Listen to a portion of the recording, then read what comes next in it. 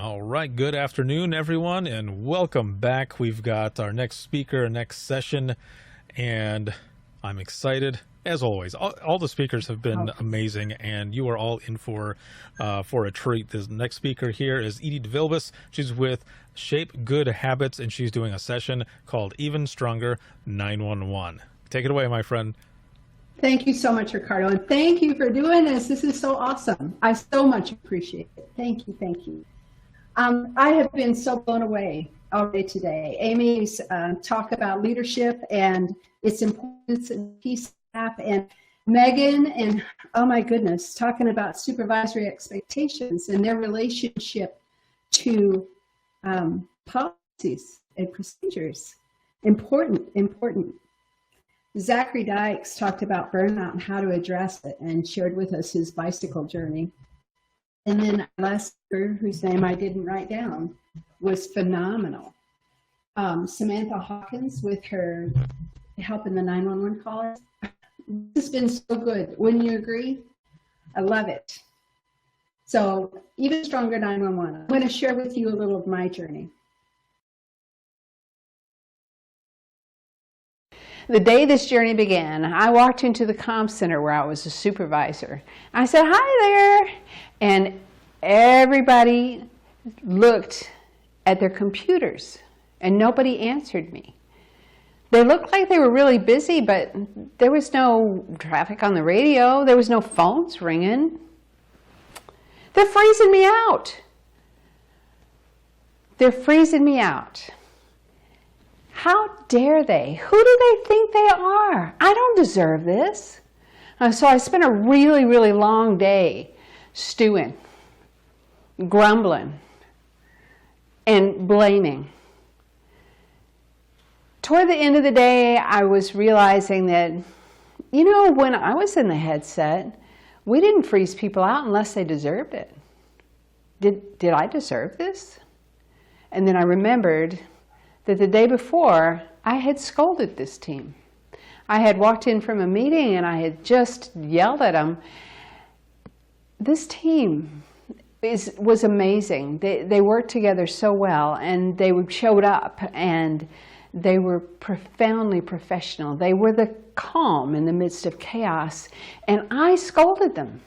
And why? Because someone had burnt popcorn in the microwave. Yes, I did deserve to be frozen. Who did I think I was? What was wrong with me? And as I thought about that incident, I recalled that I've been having problems getting along with my own children. Oh, and yes, the day before at the fast food place, I had yelled at the little clerk. Poor darling was probably 18 years old on her first job. What's wrong with me? What's going on? And so I decided I was going to find help. This is not okay. This is not who I am. When I looked in the mirror that night, I realized I did not like that woman. And so I found a counselor, and I went to her, and I told her what was going on. And she said, Edie, I think you have compassion fatigue. Compassion fatigue has got the same symptom cluster as PTSD. It just comes from a different source. And you're telling me you can't sleep. You're telling me that you're irritable all the time. You're having stomach aches. You're having headaches. I think it's compassion fatigue. Compassion fatigue comes from dealing with other people's pain. PTSD is from your own trauma, but they act the same in our bodies. But even if it's not one of those, it could be burnout, or it could be just excessive stress. You have a job that is full of excessive stress. And isn't that true for all of us? We all have jobs where we're experiencing excessive stress. Even if we didn't have a job, it's COVID time right now. And so we're all dealing with it. Even if it weren't COVID time, there's weather events. There's personal tragedies. There's things going on all the time that make it hard to cope with life. And so I'm wondering how you're doing. Does this resonate with you? Do you feel overstressed at times? I'm wondering, do you still love your work? I remember when I was brand new in the job and how much I loved it. I loved helping people. I loved the idea of being at the front lines and helping to get the bad guys off the street and serving the officers and the firefighters and the medics on the street. I loved that. Or are you where I got to where I was, where I liked my job most of the time, maybe 51% of the time, but 49% of the time I was miserable, hated it, because there was backbiting, there was gossip, there was endless complaints, there was endless duties to manage, and it felt like I never had enough time. I was always working on the schedule and trying to find somebody to fill in because we were short-staffed. Whew, it was a hard time in my life. It was a hard job to be a supervisor.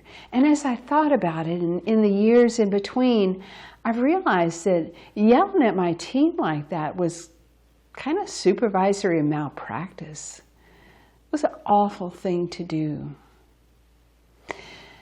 We know that compassion fatigue, PTSD, burnout, stress destroys lives. It hurts us physically, mentally, emotionally, spiritually.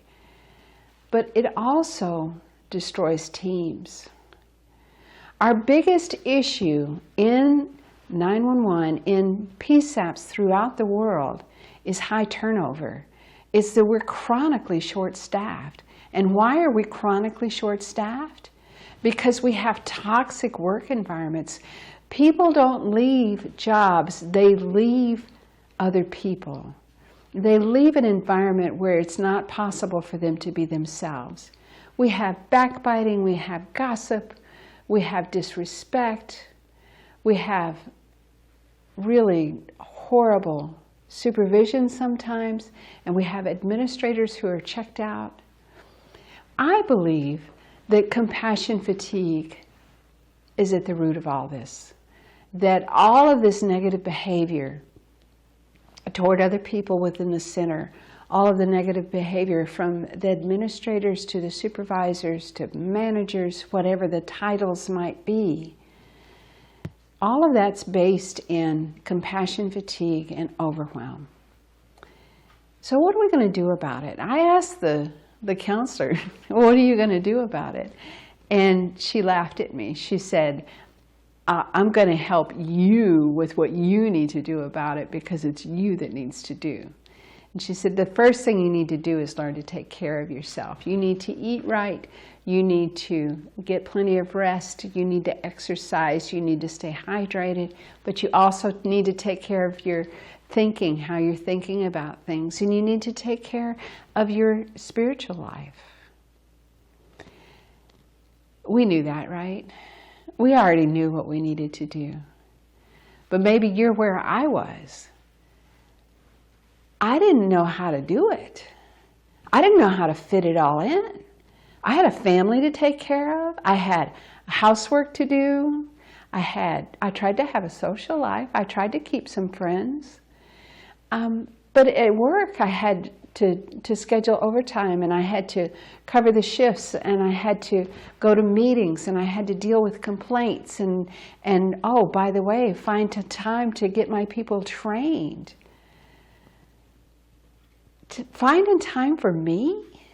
You've got to be kidding. And so in the intervening years, I've learned. I've been on this pathway of learning. So my name is Edie Developers. I was in the headset in the 80s and 90s, and I left finally in 2001.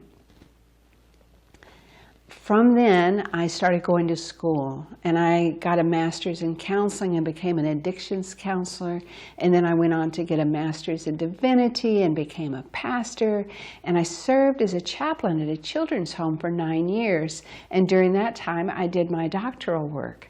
And so I have all this education around trying to answer this piece of my life. And I have found some answers. I want to share them with you. I want to share some details about the path and the learning that I have to offer you this gift of being able to address these issues for yourself. Because we know that teams are made up of individuals. When one team member is suffering, the whole team suffers. When one part of our lives is suffering, our whole life suffers. And so when we take the time and we put in the energy to learn how to take care of ourselves, we're not just helping ourselves. We're helping our teams, we're helping our families. It's powerful work. But if you don't know how to do it, then I'm here to help you with learning how to do it, because I didn't know how. So over the next 30 to 45 minutes, I'm going to let you know about the different elements that I've brought together. The first is the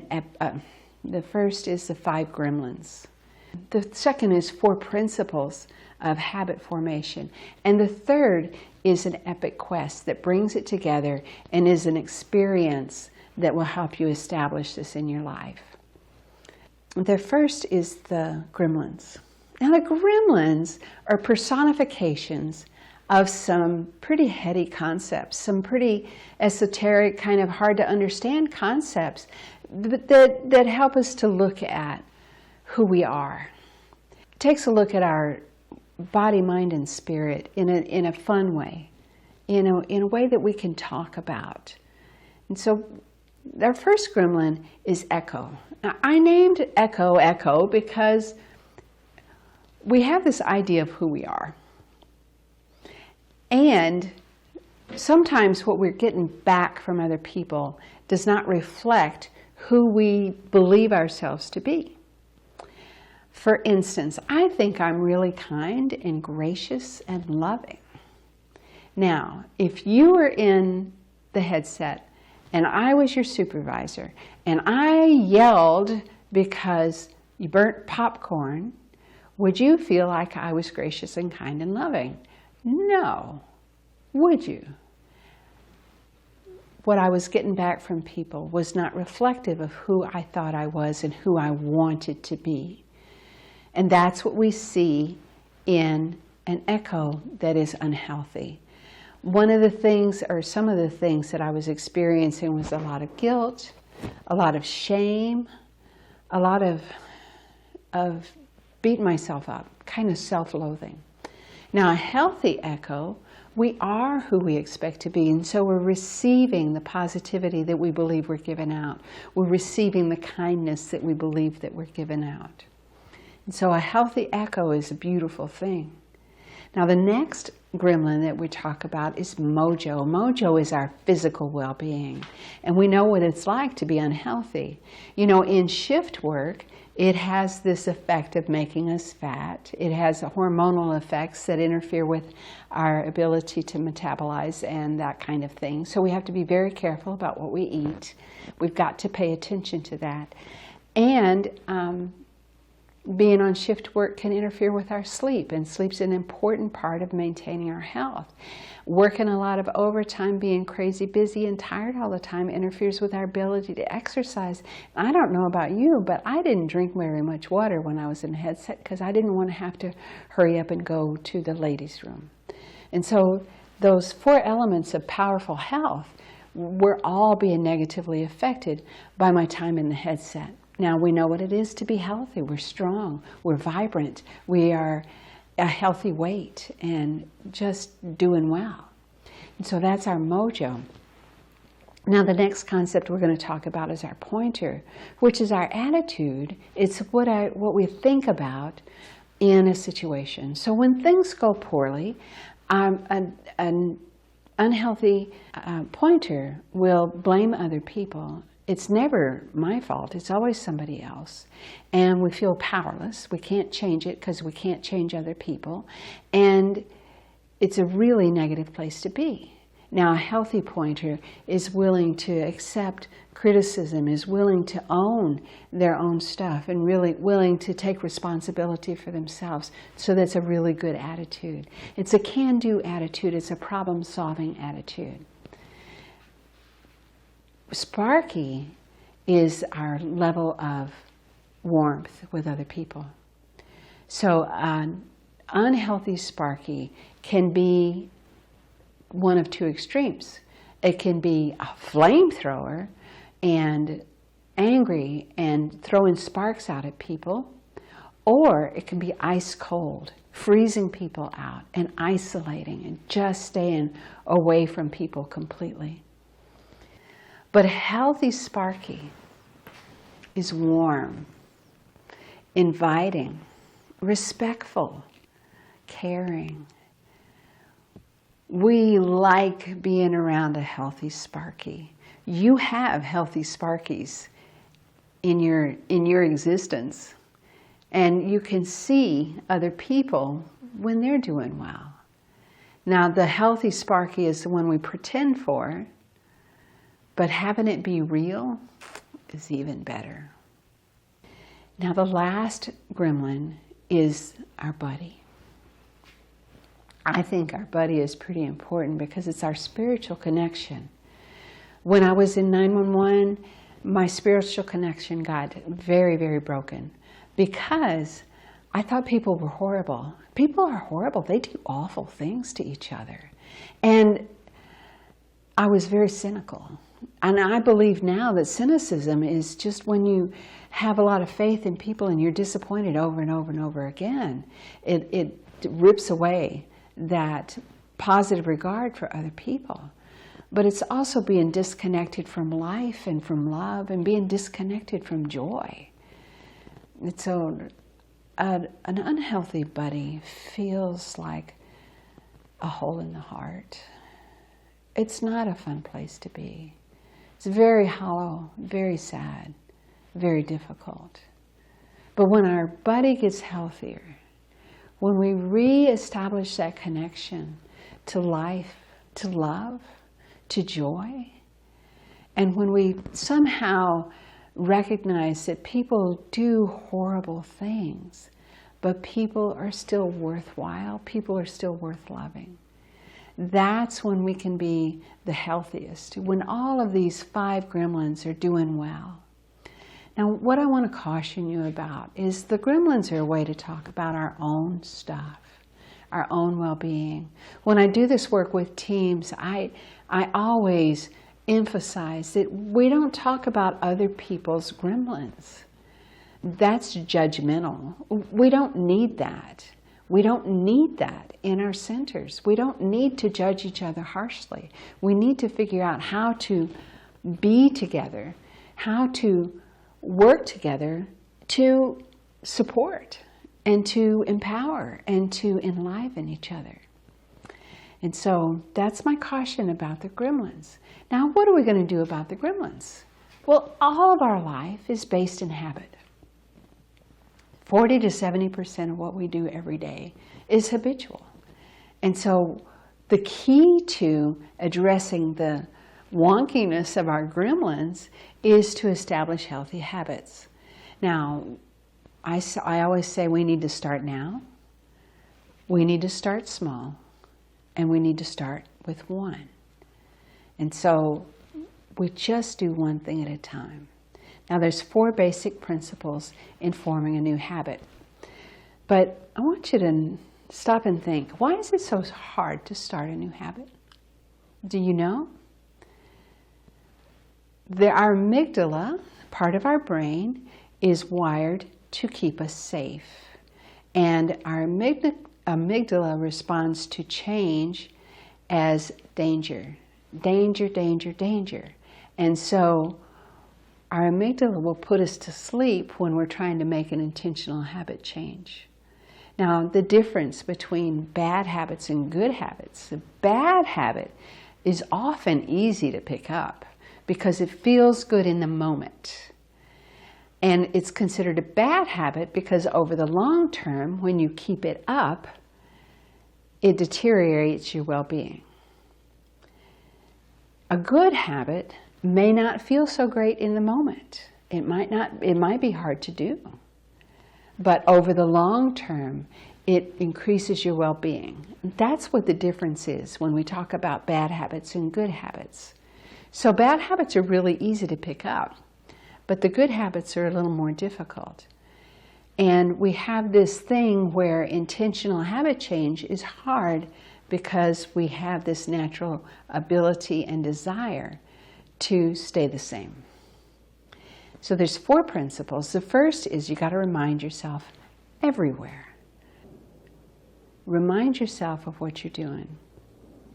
So the first habit that I teach about is intentional silence. Intentional silence is the very first baby step toward a meditation practice. Meditation has been studied for years, centuries, and has been proven to have powerful positive effects on well-being. But meditation is not necessarily easy to start. But a 5-minute habit of silence is a great starting place, because establishing a habit is important to establish consistency in a habit. So you've got to remind yourself everywhere. So my very first sojourn into this process, I reminded myself that I wanted to spend 5 minutes of intentional silence every day by putting a note on my bathroom mirror, a note on my bedroom door, a note on my coffee pot, and I put an 8.5, 11 by 11 sheet on my command chair, that chair where I sit and command the world. So I would get up in the morning and pour a cup of coffee and go and sit and have the timer go off after 5 minutes. Now the second principle is you've got to make it pleasurable. So the way that I made this 5 minutes of silence pleasurable in the beginning was when I poured my coffee and sat down, I would hold the coffee cup here because I love the smell of freshly brewed coffee. And it helped me to sit there for that long. Sitting still is not my superpower. And so I would sit and smell the coffee and enjoy it and be silent and be focused for 5 minutes. And it had a powerful effect. It helped my life. I became more calm. I became better able to have that moment where I made a decision instead of reacting too quickly. Now the third principle is you've got to make it very small and very doable. And that's what I did with that 5 minute of silence. Everybody's got 5 minutes in their day. You might not be able to do something for 20 minutes, but you can do it for 5. I could do it for 5. But the idea of setting aside 20 minutes was just too much. So you got to make it very small and very doable. Now there's 2 different keystone habits that they talk about in the literature. The first is the silence. Meditation is a keystone habit because it helps you so much in so many different ways. The other keystone habit is exercise. And so when we're talking about establishing a habit of exercise, what our impulse is we want to go out and do everything and be strong by Friday. And we've got to caution ourselves not to do this to ourselves. What we need to do is have a very small bar that if we do this much, it is enough. And so 5 minutes on an exercise machine, on an elliptical. Or I had one person that I worked with that she wanted to have a powerful exercise habit, but we made the habit to be just get your workout shoes on. Just put the shoes on, because that made it more likely that she would go forth and do the habit. But as long as she was giving herself kudos for doing that much, she was able to keep going. And that leads us to the 4th principle, which is celebration and tracking. We've got to keep track because we're going to forget. And if we keep track of whether or not we did it every day, putting an X on a calendar, or get yourself gold stars, or whatever you need to do to keep track of whether or not you've done it, is really, really important. Now, the make it fun part, the make it small and doable part, and the keeping track part kind of all go together in this epic quest. And so let me remind you one more time of the 4 principles. You've got to remind yourself. You've got to make it pleasurable. You've got to make it small and doable. And you've got to celebrate. So celebration is key. It is more important, it is more powerful to be consistent. Consistency is more important than quantity or quality when you're starting a new habit. And so, how do we become consistent?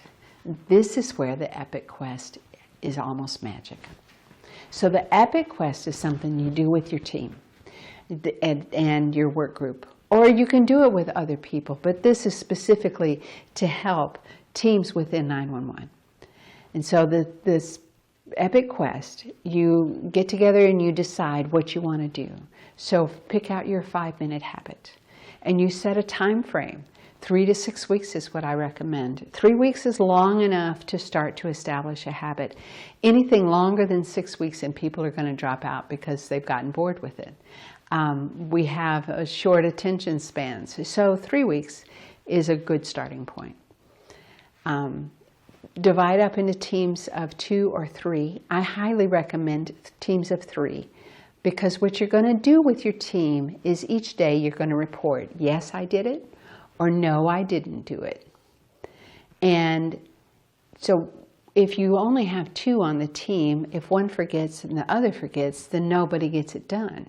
But if you have 3 on the team, it's less likely that all 3 of you will forget. Now, it's possible, but it's less likely. And so we report to each other every day and respond to each other every day.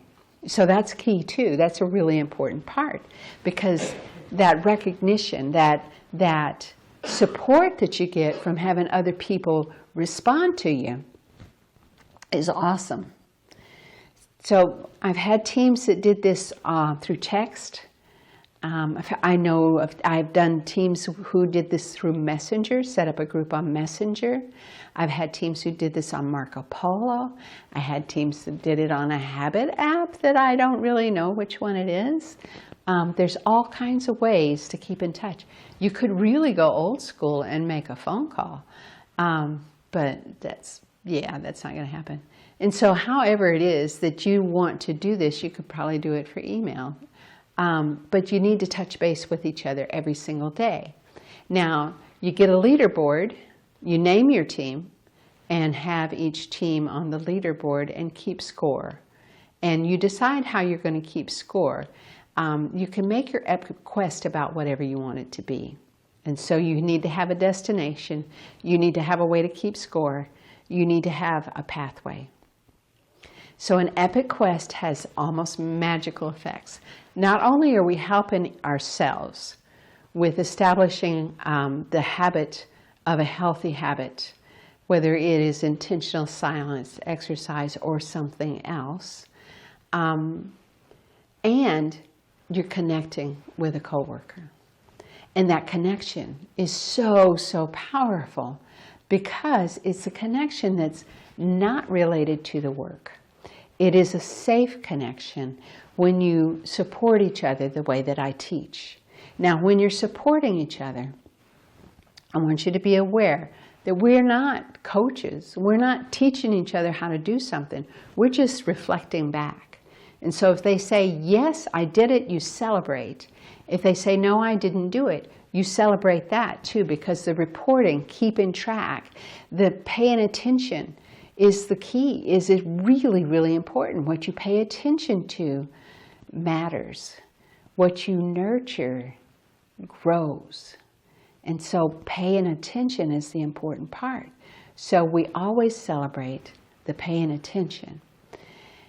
We don't ask each other what went wrong if we didn't do the habit. We don't offer advice. Offering advice and is telling the other person. So when we offer advice, we're telling the other person that they don't know what they need to do. We're putting ourselves as higher than them.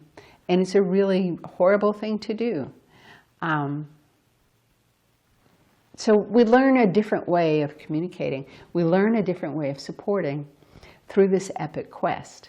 And the effect that it has had on teams that I've worked with has been a greater sense of connection, a greater sense of camaraderie, and developing trust. Trust is really, really hard. We've got to feel safe among our team. And we've got to be able to trust our team. And this is one way to build that. Now, this is not some kind of magic cure-all. So when we have a toxic team, this is one of the tools that we can use to help the toxic team become healthier, to become more supportive, to become more centered. It's the individuals. Individuals need to be healthy. Individuals need to be taking care of themselves. But we're creating through this epic quest a culture of recognizing that compassion, fatigue, burnout, stress, PTSD are very real and very present and very much a threat to our well-being. In our 911 centers, we sometimes have such toxic environments. It's like walking into a swamp every day. The epic quest and paying attention to this toxicity and helping it turn around is like opening up to a beautiful, beautiful landscape. There'll always be clouds in the sky, but we can walk into a healthier environment. We can do this. It's not easy. It's simple. It's not easy. But you know, my mama said that nothing worthwhile was ever easy. And I think she was right. The toxicity we see in 911 centers is devastating. But I believe that the cause of the toxicity is this compassion fatigue. It is this burnout. It is this stress reaction. It's pain-based behavior. When we can get to that root, when we can get to where we are taking care of our coworkers and ourselves, when we get to where we have a common language about this hazard, when we get to where we're paying attention to how we're doing, it's really hard to tell for ourselves when we're going downhill. There are assessments that we can do. There's ways that we can pay attention to this issue that will help us. And the Epic Quest is a fun way to truly address the root. Now, why do this work? Why do this work? I believe that compassion fatigue, burnout, the stress reaction, and PTSD are at the core. So the malaise of high turnover, of people leaving short-staffed, is the flowering. The root is the toxic relationships, and compassion fatigue is the acid that's feeding that root.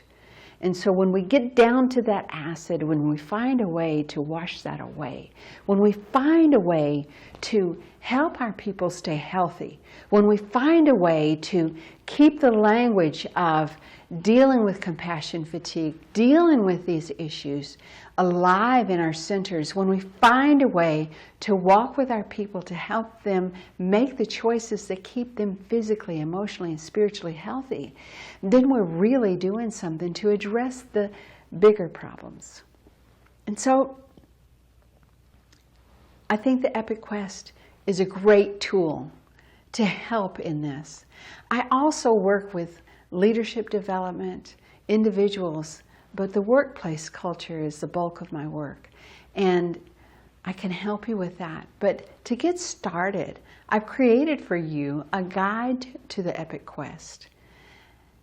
Go to www.stronger911.com and download your free copy and take a look at it. It's got the 4 principles in it. It's got more about the 5 gremlins and some of the other 5-minute habits you can start, and even an idea about how to formulate a really fun Epic Quest. So download it, look at it, enjoy it, and I'm here for you. I'm here for you. My work over the years has been in serving other people. I've been a chaplain, and so I've also a volunteer 911 virtual chaplain. So if you need me, Find me. I'm easy to find. I'm on all the social media. But go to www.stronger911.com and download that epic guide and keep in touch with me. If I can help you, I'm thrilled to be able to do so. Thank you so much.